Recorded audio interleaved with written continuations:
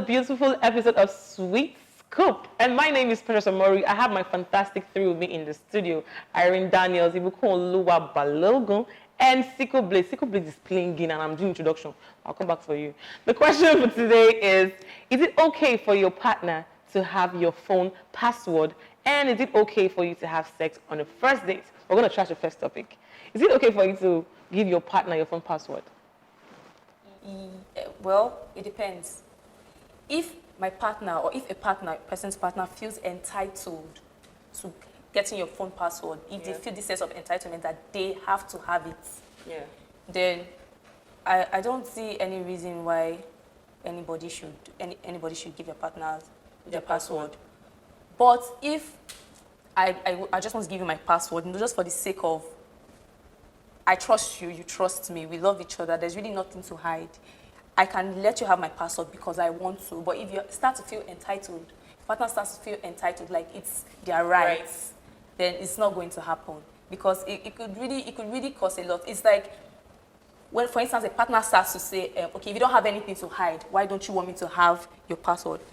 They are becoming very manipulative. At that point, you know that this is more than just an ordinary thing. So I wouldn't let my partner have my password if they are feeling entitled, but I could just, for the sake of love.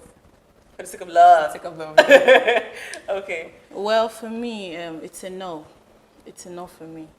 My partner cannot have my phone password because, number one, before I get into any kind of relationship with you, I am very sure that I trust you, and you should trust me the same way I have trusted you. So asking of my password or going through my phone looking for something that is not there and you will see when you get there, no.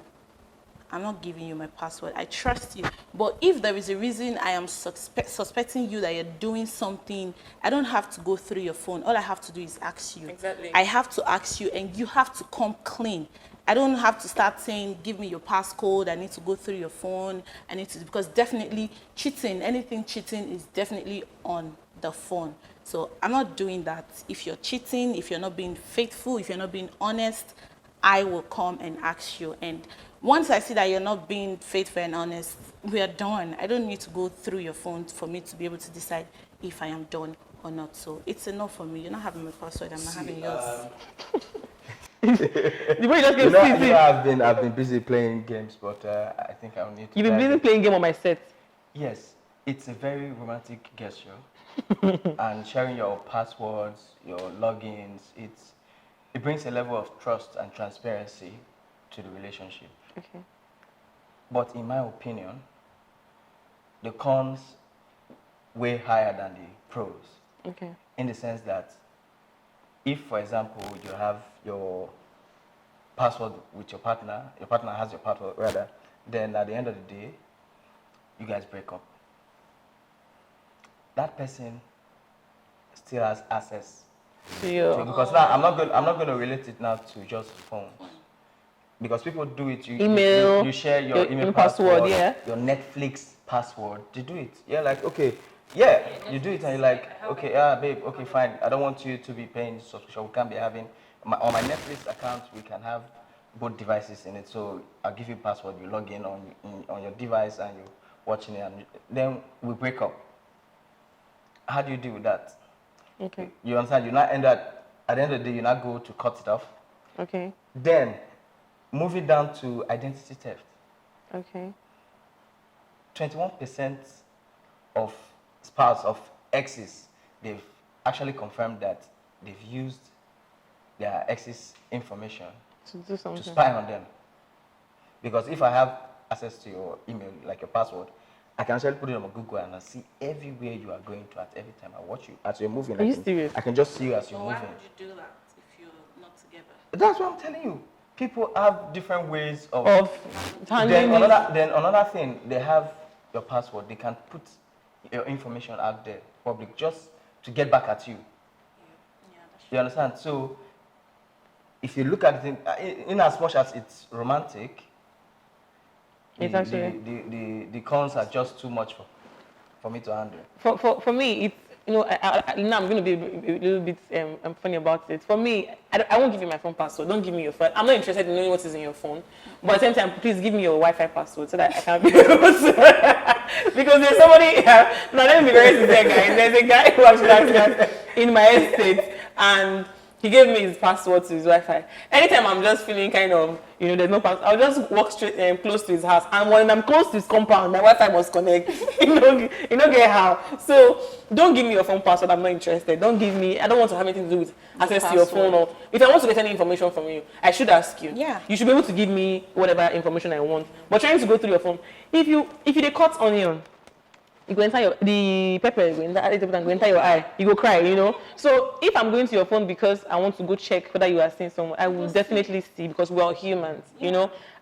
If you be fine boy, I suppose understand, say guys would ask you out. I would understand that people would want to have interest in you. So I feel, for me, I don't want your phone password. Just give me your Wi-Fi password. Netflix password. We're going to go on a quick break. We'll be right back. Don't forget to subscribe to Elect Better TV and use the hashtag. We'll be right back. We'll be right back.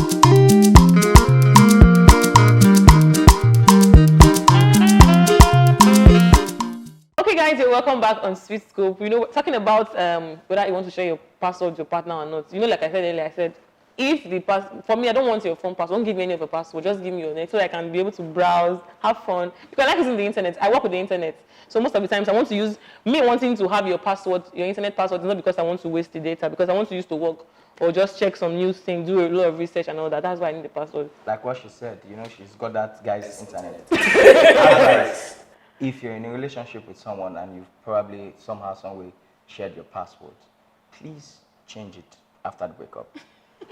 So it's better to just change the password? Yeah, change your password. It solves all the problem. No, but please don't change your password. I'm coming back. Okay, talking about sex on a first date. Do you think is a good idea? Yes. Ooh. It's not that it is a good idea or it's not a good idea, but I feel it's not wrong. There's nothing wrong about having sex on the first date. First of all, you should consider if you're doing it because you should or because you want to. Say, for instance, someone goes on a date, you go on a date with a guy, and you feel like I have to have sex with him because he took me out for dinner. It's like payment for nice time you had. Then it is completely wrong. You shouldn't be doing that. But if you're doing it because you want to, because there's chemistry, you feel something, and you just want to get down, why not? Go ahead. This is not 20 years or 30 years ago where people had the whole third date rule. You don't have sex on the first date, second date, until the third date. Have sex on the first date, because who knows, if you don't have that chemistry, aside the other chemistry, aside hanging out and feeling that chemistry, even after having sex, you might just realize that you guys have chemistry or you don't have chemistry. And who wants to be with someone you don't vibe with sexually? So I think sex on the first date is actually a really good idea. Coming to what she said, I want to ask you something. So why do people use that to measure if their relationship is going to be a long term or a short term? You mean the first date, or you mean sex on the first date? First off, like I said, you shouldn't be dating someone you don't vibe with sexually. Okay. So if the person has other qualities that you really enjoy and you like, sex is a very big factor in a relationship. It's a very big factor. No matter how we try to deny it, if you're not having good sex, at some point, other things are not really going to, at some point you're just going to feel some type of way and you get tired. And you maybe start to go outside. You might really love that person, but you start to go outside because you're not satisfied sexually. Well, I don't think sex should determine if the relationship is going to work out or not. First of all, you having sex on the first date, feeling like it's the best thing or it's going to bring the chemistry and all that into the relationship. I think you think little of yourself. You feel it's only sex you can actually offer him to keep him. So I don't think offering him sex is going to keep him. No, sex is not going to keep a man. Your attitude, your character, the way you behave, your intelligence, those are the things that is going to keep a man. So having sex or not having sex doesn't matter. It's a thing of choice. If you want to have sex, you can have sex. If you're okay, I'm very sure before going on that date, you must have been talking to each other, chatting, getting to know each other. You feel chemistry from through chats, You have the chemistry. when you're chatting with somebody, you can decide if you like the person or don't. If I don't like you, I'm not going to go on any kind of first date with you. So it has to start from the introduction, getting to know each other before going on the date. So going on the date, I already know you. So if I want to have sex with you, I have sex with you. But I'm not going to be expecting the sex is going to keep you or the sex is going to make us compatible or not, because that's not all I have to offer I'd like to point in the something relationship. out. Like I said earlier, you're having sex, you should have sex if you want to, not because you should. So you're using the term offering. It means because you are doing it for a reason. Do it because you want to, not because you have to. I'm not saying you're doing it for a reason. I'm saying if it is okay for you and him to have sex, Then do it. you can have sex. But you saying you have to have sex for you to know if you are compatible with each other, no. So compatibility and sex has no. Yeah, in other sense, yeah. So you're saying something like an epistolary relationship. Yeah. It's welcomed, or it's a key factor to having sex on the first date. That's what you're saying. Yeah. So your chats, you're getting to know each other. I'm getting to know you. I'm getting to see I like you. Yes. Then we're going on a date. We can have sex. There's no rules. There's no rules to dating. There is no rules to dating. There are no rules to dating. If you have sex on the first date, second date, third date, it doesn't really matter. For me, I feel it's whether you want to have sex on the first date or you don't want to have sex on the first date, whether you are texting to each other. For me, I would say having sex on the first date depends solely on both of you.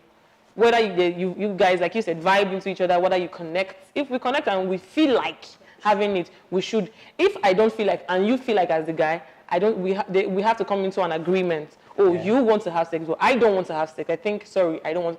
But before people even get to that point where you now start thinking, I want sex, and you don't want sex, it means people have lost communication somewhere. Yeah. Because people don't tend to talk about some of these things in the process of chatting or talking to each other.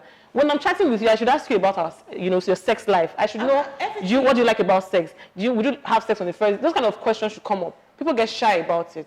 So for me, that's what I feel. You should be able to communicate properly. So some of these things before the date. So that it's not me that it is during the date, that first date, that when I start contemplating, I want sex. No, I don't want sex. No. That's childish for me. So guys, we need to leave here because the conversation is getting hot, interesting. Don't forget to use the hashtag #SweetSchool. Please. Don't forget to subscribe to Elegbete TV.